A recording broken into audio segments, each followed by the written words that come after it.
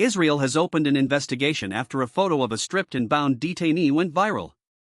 The image, shown on an Israeli soldier's account and later reposted by a Palestinian activist, depicts a blindfolded man lying prone on a cot, naked save for his underpants, with his hands zip-tied behind his back and a cord and broomstick wrapped through a metal pipe to hold him in place.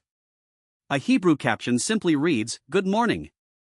Human rights groups say the photo shows 1, possibly 2, war crimes in violation of international humanitarian law, including the humiliation of a detainee and the use of potentially abusive restraints.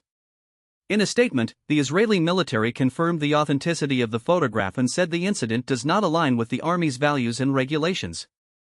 An inquiry is underway, and those involved will face consequences determined by the findings. The defense is not revealing where the prisoner was from, the identities or ranks of the soldiers, the unit involved, or the circumstances of the surrender. The fate of the prisoner remains unknown, as does what led to his detention and the specific violations being investigated. Since the Hamas offensive in Gaza began in October 2023, Israel has detained thousands of Palestinians, often without formal charges or proof.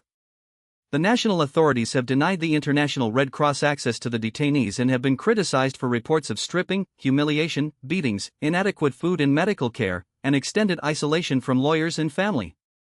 In a 2024 New York Times investigation, the army base in southern Israel, Detainee, was spotlighted for its role in the initial interrogation of captured Gazans.